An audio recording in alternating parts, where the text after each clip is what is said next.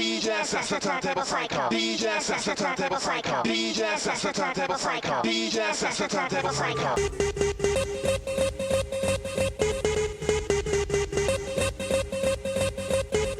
How we doing, S? I'm good, bro. I'm good. In these times, you know, just rolling through these times, you know, being blessed and not stressed and just getting on with it, bro. Sure, excellent. Well, it's really good to have you here, mate.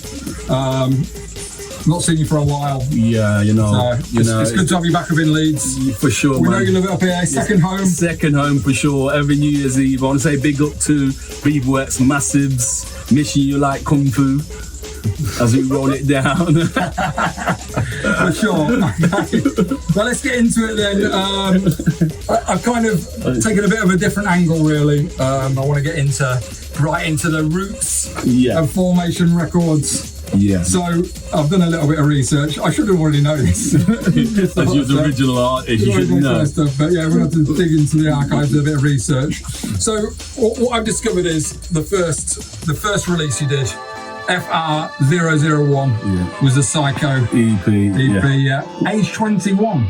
Yes. 1991. Yeah, 1991 was a release, but the promos were 1990. Okay. So we pressed it on white labels first. Yeah, so sure. Formation is officially 30 years old, but with COVID, we can run that into next year now. Yeah, of course. You know what I'm saying? Sure, Because we missed a whole year of promo. And in fact, we've done a repress on Formation 01, the Psycho EP, because sometimes you need to go backwards before you can go forward. So we want to, show people the history, because we've got, as you know, we've got big plans with new labels and new artists. So we're taking it backwards to go forwards. Cool. So there's a repress on vinyl exclusive that should be ready in the next 4 weeks.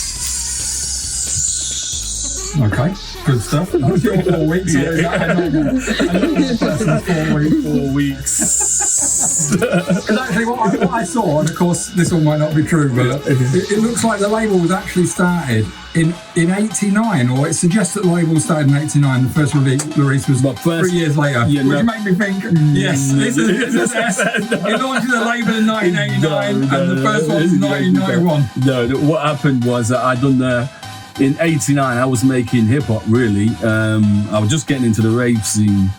And so that's one of the things I wanted to ask. How did you come from, the hip hop? What got your ear? From hip hop to rave? What it was is Formation was a crew of DJs. There was 5 of us originally. And we used Formation 5. Formation 5, yeah. So we used to play everything: house, rare groove, hip hop, reggae, soul, funk, whatever, anything bass music we used to play. So and this was just in Leicester at this point. Yeah, this was theoretically we was traveling. We was playing Roan Menders in 87. Really? I didn't know that long. Yeah, we were playing Roan Menders in 87. So we was playing house, first Chicago house. The old original house, the acid house. Yeah. We was playing all that, all Tracks Records. I've got the whole collection. So really from that vibe, that was probably 84, 85, 86. Okay. And then I got deep into the hip hop again, and then it just started getting political. And that was like school age, then, school age, mate. Yeah, we was collecting, from school age. Sure.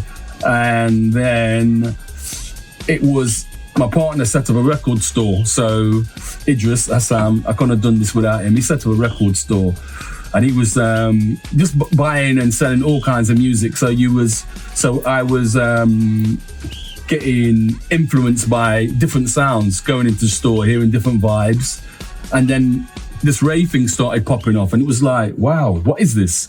So whereabouts, when you say it's popping off, what, in Leicester? Elsewhere, did you see it popping up? Or? It was Leicester, Coventry, it was a Midlands thing. Right. But it was just, what it was a unified thing in Leicester. Random people were coming into the shop and said, have you got this, have you got that? And I'm thinking, wow. And my partner Idris said, we got to go to this rave. And I'm like, rave? What's that? So I decided to go to him, Amnesia House, I think it was 88. I went there, and I went and heard Groove Rider at the time. People say Groove Rider. And I was like, yo, Groove who? I went there, and it changed my life. It was just, when you got to remember back in the days when it was racially, socially, there was a divide. the rave scene brought everything together. Yeah. I used to go there and I seen football hooligans hugging themselves. Sure. Yeah, and in the afternoon they were killing themselves at a football match, and that blew my mind. I couldn't fathom it, and I was like, "Yo, I've got to get into this thing." So we just started. What we did to do, started to do our own events. We thought we're going to open a door. We started doing our own events. So by this, what we've got to be 90 by now. No. This is still at 89. Okay, This is still at 89. So it was more the acid house parties at the rave at that time. Yeah. And then 1990, then we decided to do our own rave. Nemesis 90, all day it was, and I goes to Groove. We had Groove Rider, Sasha, Cole Cox. I remember calling Groove. I got his number. Said, "Yo." So how did you link with him then? How did that? It was just, at the rave, got the number from the raves. Right. Yeah, we're just like, yeah, I'm trying, yeah. And it's like, yeah, Groove was like, yeah. It's like, I can't play, mate. I've got a gig on the night. And I was like, it's a daytime. He went, oh, cool. I'll come down, and then from then, me and Groove have been like best buddies, like, do you know what I mean? Because he kind of influenced me, showed me certain directions, and So I was going to ask you about influences. Obviously, he was massive. Yeah, number one influence in my life, 100%. When it comes to this music, Groove Rider, he took me under his wing. Yeah, I went to his house in London, and he put me up. You know what I mean? He didn't need to. He showed me. He said, "Yeah, come and chill with me," and he gave me that inspiration because from being up north. The Londoners didn't want to support us. No, of course. They wanted to take our money. Yeah. But they didn't want to kind of support us in the sense of artist-wise. Sure. Because anything south of Watford was country. Yeah, of course. So we just started doing our own thing, and we wanted to connect with artists like yourself. Yeah. That were based in the Midlands and. Build our own thing, because Midlands is where it was at, really. Certainly, don't care what anybody says to me. Back in the 90s, when it comes to the rave scene, the Midlands was the vibe. Yeah, of course. So it was just connection after connection, and it just all fell into place. Remember being in my studio, my bedroom, and there was about 5 men in a box room, and one man was on the ceiling, one man was on the floor. It was insane. I take this opportunity to just shout out the other lads, the Mega Drive boys. I know they're tuned in tonight. Oh yeah, I want to say big up to them because it was like history in the making. I want to say big up to the original Brainstorm, Tango. So many people that helped Formation get where it is, and without you, this thing wouldn't be possible. And like I've told you before, we had this music, we wanted to get it out. We were living the raves, and we didn't know what to do, how to get it heard. But on the back of your tracks that were coming out on the record label, there was a phone number on the back. They didn't all have that. In fact, I think it was the only one we could find that had a phone number. And we just rang it, and that was it, mate. Went from there. We sent you a tape. Oh, bro. yeah, I know. A tape. The tape. On cassette. On cassette. So it's and our demos. Oh, my days, And then you rang up, and it was like, right. For us at the time, it was crazy. Obviously, you guys were, we looked up to you guys and the rave scene and everything, and it was mad.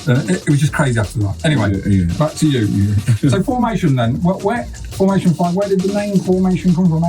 It was originally a name I made when I was in school in a lesson, and I was speaking to one of my friends who's an artist, and he just came up to me, Formation. He was like, "Oh, that sounds cool. I'll do your logo," and he did the logo for me, and I've still got the logo original. It was on our film. I've got it in my studio now. It must have been. He made that logo. It's got to be 85. Yeah. Because we had tracksuits with it all, and you know what I mean, and the whole thing, and it was just it made sense at the time. You know what I mean? And then Formation was really a dance crew. Yeah. That's how we started off. Sure. We started as dancers. Okay. Yeah. And we only got into the DJing side of things because the whole breakdancing thing, and we wanted to control the narrative. So if we was controlling the music, we could dance, so we go into a venue, it's our dance, you know what I mean? So that's how it all started, really. Okay, so the shop then, so I know you mentioned Idris had a shop, that wasn't the original. That was Sneakers Records, right, okay. That's original. So at what point did you, decide between you that was the way forward, and why did you think that was the way forward? And what risks were you taking, do you know what I mean? I tell you what, we got lucky because Idris had the shop still, we're still running the shop, but we started doing raves. We just took gambles. I remember doing an event, and my friend at the time we got everybody's emails, contact numbers and addresses, and we were sitting there with envelopes sending them flyers. 2,000 people, you know what I mean? The next rave, literally old school. So what you know what I events mean? are these by now then? With Nemesis. We're into Nemesis. We was into Nemesis, and then we started doing Total Chaos. Total Chaos, yeah. We started doing it like a Tuesday night because no one wanted to give ravers no thingy. Sure. We done Tuesday night with Carl Cox So on you couldn't get Tuesday the Friday, night. Saturday nights in the No, clubs? no chance. So where was these then? Starlight? Is it? No, this was before that club called Jokers, and we it was so stupid. I remember having Carl Cox down there. It was so stupidly ram. And I think we came in a time when people want to express themselves differently. Sure. So we fed them. We fed them, started doing raves, you know, started taking gambles, we started doing Total Chaos. Yeah. That was the brand originally, you know, Starlight 2001. Then we did a thing. The breaking point is when we did event. We done event at Donington Park. Yeah. We had a month to promote it. Mad. It was somebody cancelled the date. Yeah. And our business partner at that time said, we've got Donington Park. And I was like, what? Monsters of Rock? He said, yeah, let's do it, don't worry. And I was like, I remember travelling in fields on a Tuesday up in Barrow Fairness and giving out flyers and walking through a bush trying to find this rave. And it was insane what we used to do. You know, remember back in the day, no directions. And we did the rave at Donington Park. We had 3,500 people. Damn. And with that investment there, we set up the shop. And then the rest was history. Okay. So the shop was a success from the start. Well, yeah. Obviously, there was nothing in the Midlands. No, I mean, no. what about you had in Coventry? You had was it opposite the Eclipse? There was a shop. Boogie. What's it called? Yeah. There was loads of shops about, but what we did was different because ours was a base.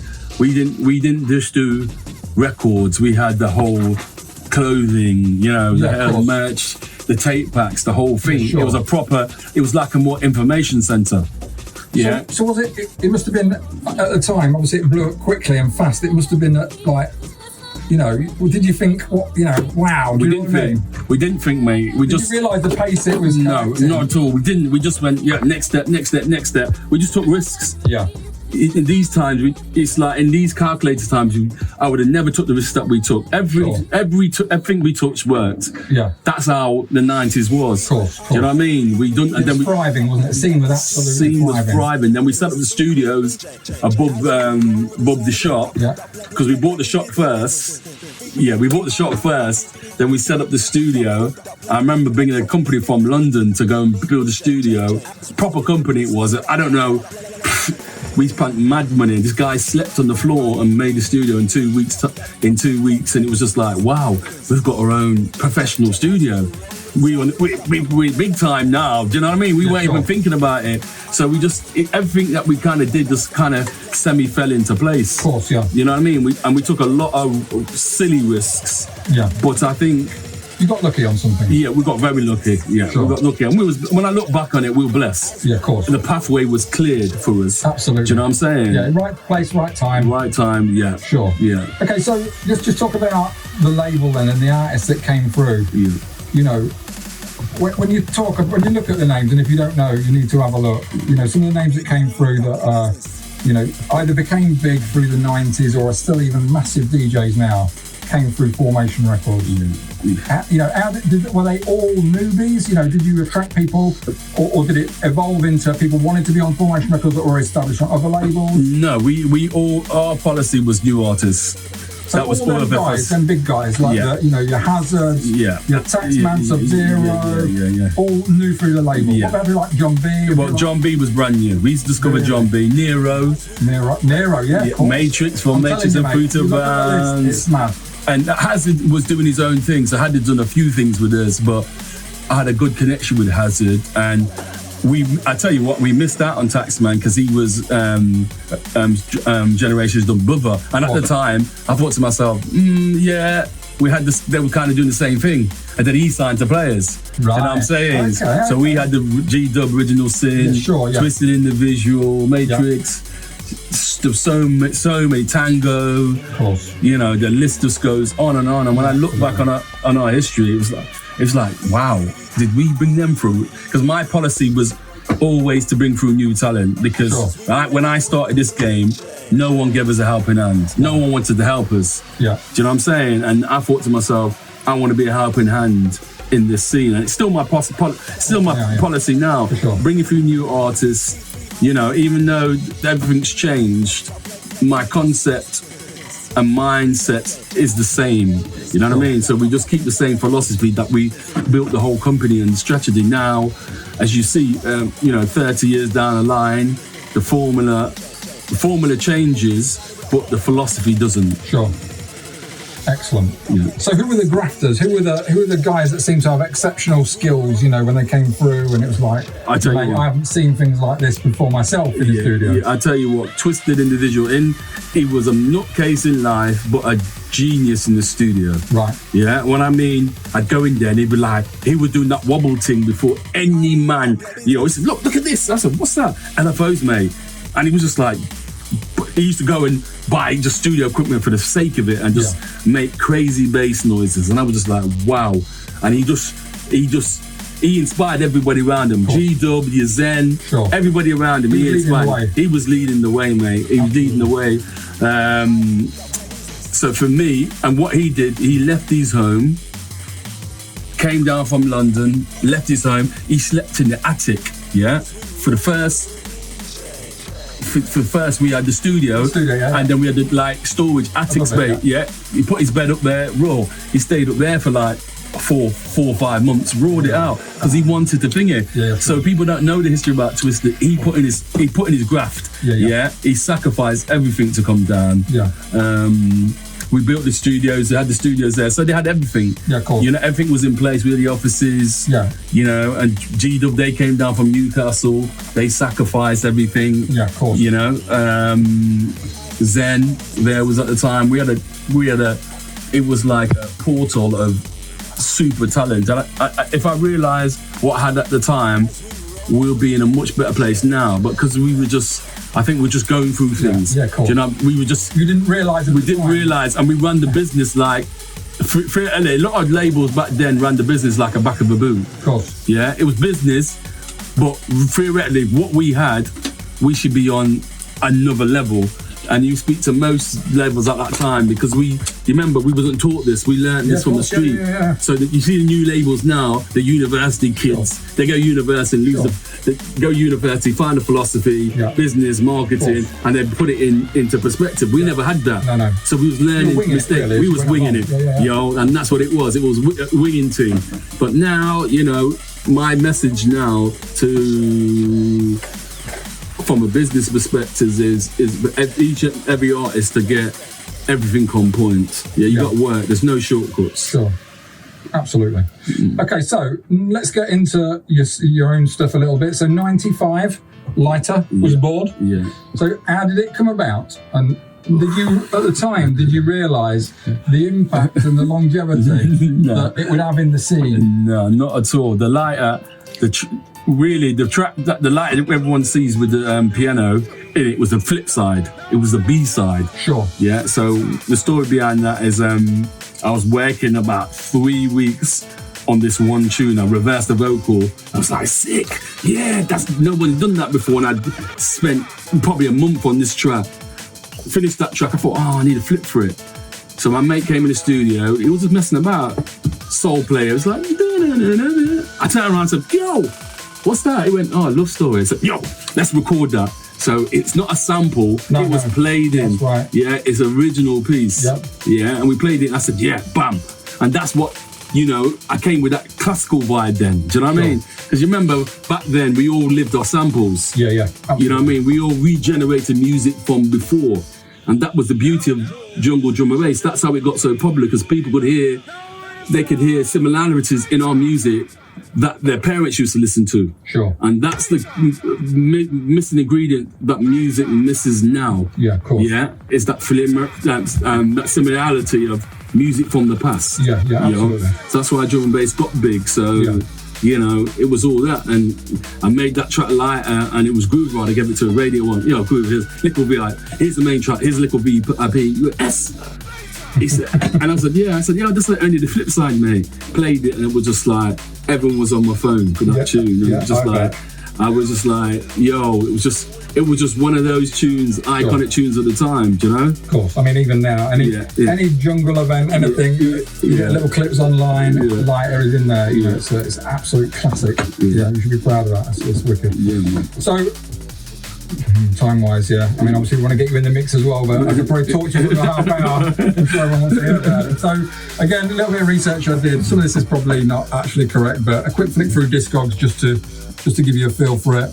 Under the Formation Records title, 357 releases between 1991 and 2000.